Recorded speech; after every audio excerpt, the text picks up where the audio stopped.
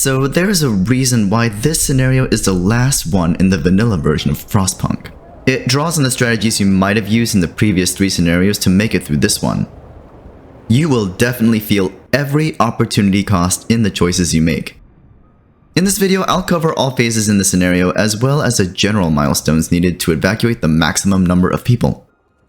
This was the most challenging one up to this point, and it's definitely not one I cleared on the first several tries. So if you've attempted this scenario on normal difficulty and keep getting exiled, the people keep running for the hills, or you haven't rescued the maximum number of people possible, then this is the strategy guide for you. So without further ado, let's get started. This scenario gives you about 28 days before the generator completely fails, and the faster you get your city running again, the easier it will be towards the end. So let's jump into phase 1.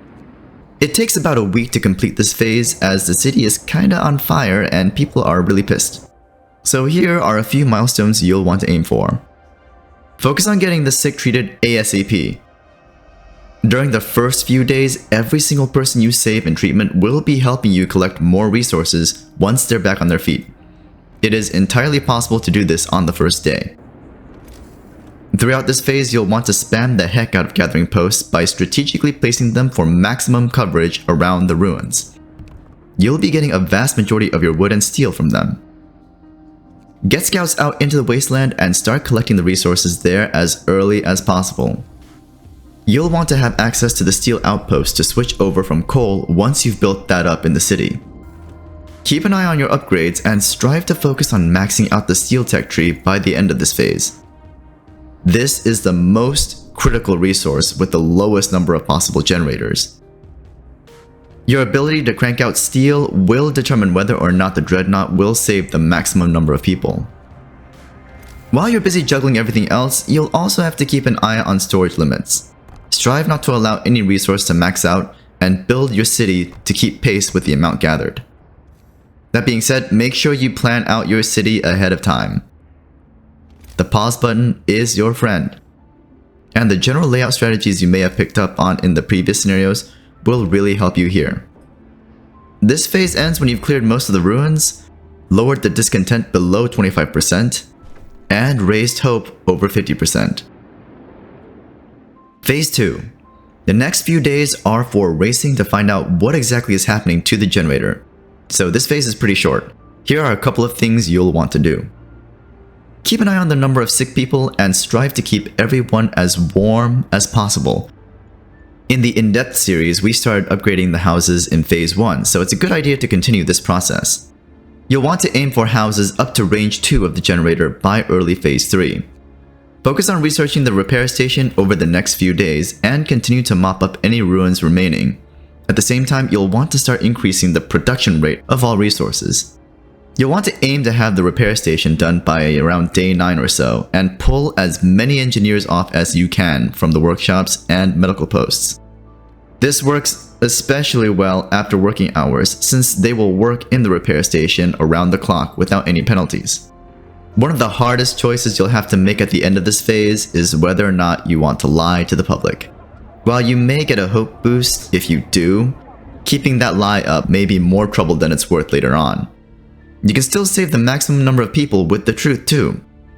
This phase ends when you've researched and built the repair station around the generator and determined the cause of its malfunctioning. Phase 3. In order to start the evacuation process, you'll need to prep the Dreadnought. However, if you've set up your economy well up to this point, you should transition pretty smoothly into this process. Build the evacuation center the moment you reach this phase. It takes a whole day initially for the round trip. Even with the research upgrade, the time it takes for the convoy to deliver resources and people is around 20 hours. At this stage of the scenario though, you should be generating a large amount of resources on a daily basis. Get prosthetics by around day 10 so that the factory can start getting everyone back to work. The problem with starting the evacuation process is that you lose 25 engineers that you would otherwise use for research, treatment, or generator repair. You'll have to make some tough choices here in that you'll have to shut down around 2 or 3 medical posts and or workshops.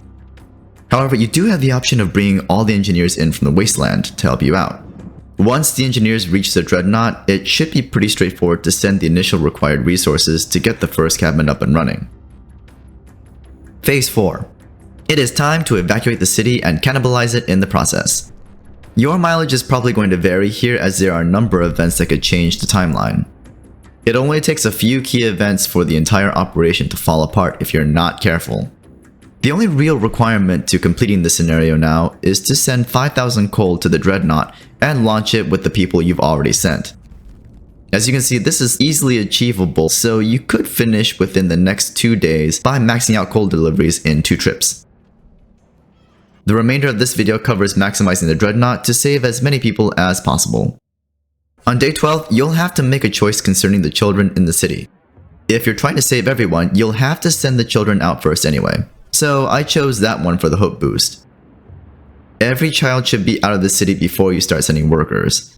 But make sure all the children have arrived at the Dreadnought before the time runs out. Send workers out after that, and engineers are the last to leave. Focus on getting as many engineers into workshops as you can in order to research as fast as possible. Ideally, you'll want to max out the generator and repair station upgrades as well as movement in the wasteland. Efficient gathering is also attractive for coal thumpers. Enact laws to keep your people productive and hopeful. I personally prefer the faith track since this is a very challenging scenario once people realize the generator is failing. The huge challenge is to maintain hope above 50% in this phase. If you don't do this, people will abandon the city and head for the Dreadnought without using the evacuation center. If that happens, you'll either have a crippled economy or be forced to kill a few people to stop them from leaving.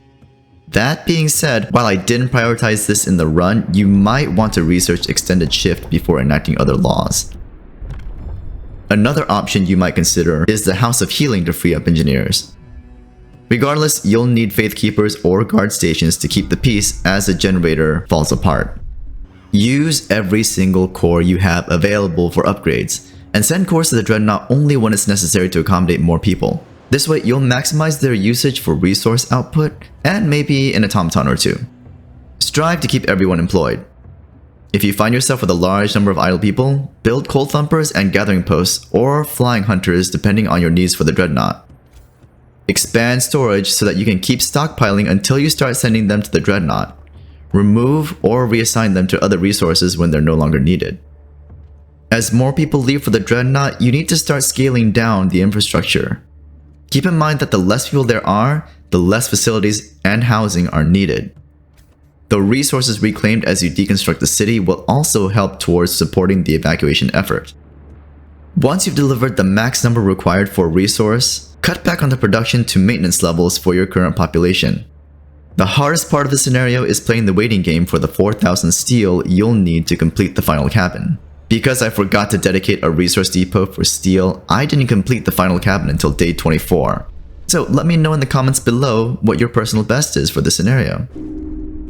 If you feel like you've done pretty well with this scenario consistently, you're probably ready to tackle the DLC content. If you're interested in checking out the content that I have for that, click or tap on the link to the right if it's already up. This is Fat Beats, signing out.